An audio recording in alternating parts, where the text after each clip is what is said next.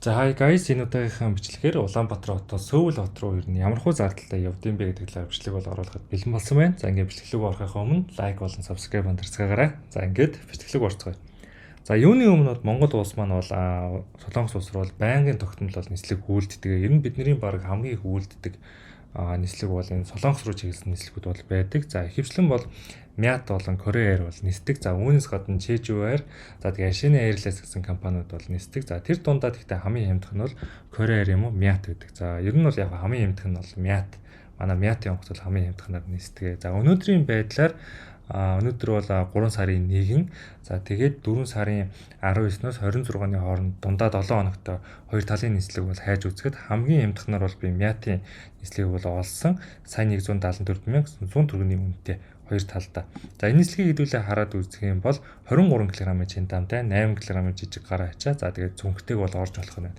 За Улаанбаатар хотоос бол 8 цаг 40 минутанд өглөө нисээд өдрийн 12:50-д бол Сөүлд очино. За Сөүлөөсөө буцаж ирэхдээ бол өдрийн 2 цаг 20 минутанд нисээд оройн 5 цагт бол наашаа бол Улаанбаатар хотод ирэх нэ. За энэ нислэг бол хамгийн ер нь хямдхан нислэг гэдээ бол ойлгочиход бол буруудахгүй. Хэрвээ та Солонгос руу нислэгийн тикет хайж байгаа бол ер нь бол нэг сая 250,000 төгрөгөнд багтаагаад авч чадчих юм бол та ер нь л тухайн үеийн нөхцөл байдлаас хамаарат хамгийн хямдхан тикетийг бол олоод авчлаа гэж ер нь бол бодоход бол одоо буруугүй гэсэн үг.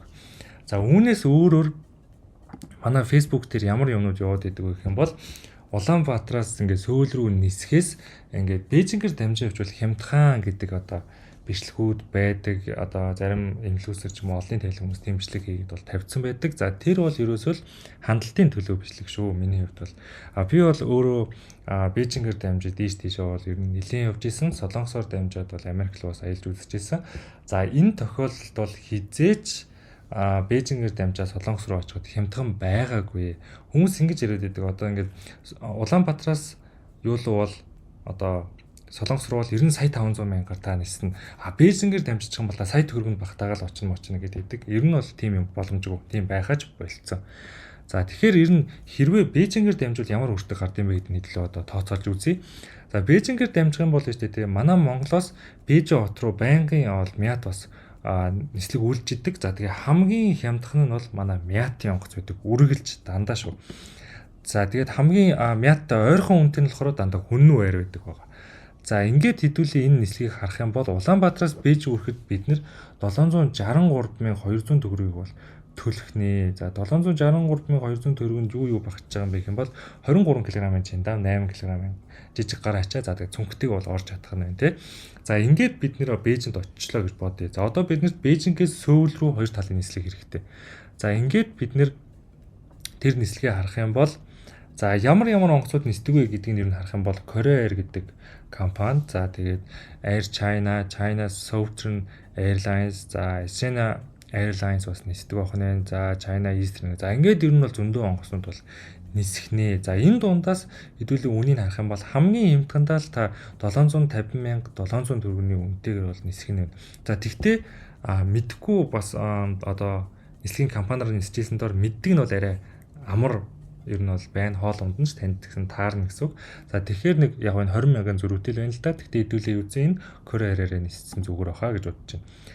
За ингээд хоёр Korea Air-ийн хоёр талдаа нислэгийг хэдүүлээ авлаа. За ингийн бол 777,100 төгрөг болох нэ. Тэгэхээр бид нэр энийг өмнөх нөгөө нэг 763,200-гээр Бээжинд рүү ирсэн нислэг дээр нэмэх хэрэгтэй. За нэмэх юм бол ингээд нийтдээ 1,540,300 төгрөгийн үнэтэй болох нэ. Хэрвээ бид нэр Бээжингээр дамжиж явж Сөүлд очих гэх юм бол за энэ маань ямар маршруттай явж ийн гэхээр Улаанбаатараас Бээжин, Бээжингээс Сөүл, Сөүлээс буцаад Бээжин, за тэгээд Бээжингээс Улаанбаатар руу ирж гин гэсэн. За ингээд өмнөх нислэгээс бол даруй бид нэр одоо 470,000 төгрөгийг бараг л 500,000 төгрөгийг илүү төлж гин гэсэн. За тэгэхээр бол ер нь бол тийм юм ерөөсөө байхгүй гэсэн. Бид нэр газраар яваад Бээжинд очиод тэгээ Бээжингээс бид нэр Сөүл рүү ниссэн ч хэмнэж чадахгүй яг адилхан үнэтэй бол байна гэдэг бол анхаарах хэрэгтэй. Өөрөөр харин энэ нислэгийг яаж ашиглаж болох юм бэ гэх юм бол хэрвээ та Бээжин хотод аялж юм уу очиж үзээгүй бол ялангуяа гэр бүлээрээ Сөүл рүү аялах гэж байгаа тий Солонгос улсыг үзэж байгаа бол замаараа яг Бээжингээр дамжаад Бээжинг үзчихэд тэгээ цаашаа Сөүл рүү очиод бас Сөүлийг үзчихэд тэгээ буцаад ирнэ гэсэн.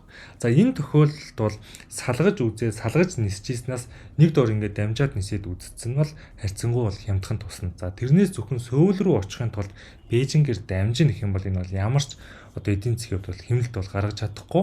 Нэг тийм бичлэг хийгээд тавьсан байгаа.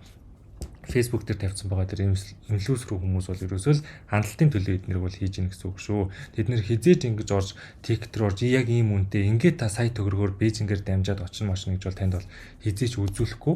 Зүгээр л амаараа ийм байдаг гэж хэлж чинь. Тэгээд комментэн дээр насар олон хүн яаж тийм хямдхан тикет аваад байгаа юм бэ? Яагаад байгаа юм бэ? Хийгээд байгаа юм бэ гэсэн комментууд бол үлдсэн байдаг. За тэгэхээр тийм юмд бити итгэхээрээ яг ийм тоо баримттай яг ямар үнэтэй яг ямар нийслэгүүдээр яваад тийм байгаад байгаа юм бэ гэдгийг харсан нь бол дээр байх гэж бодож байна. За тэгээд энэ удаагийн бичлэг маань дуусч байна. За бид нар бол ер нь бол одоо Сөүл хотоор аялах юм бол ямархуу зардалтай, буудал нь ямар байдаг. За тэгээд Солонгосын дотоод нийслэгүүд нэгэнтээ Солонгост очсон бол бас өөр асуудал нийслэгүүд нь ямар байд юм бэ гэх зэрэг бичлэгүүдийг бол бэлдэж оруулахад бол бэлэн болсон байгаа.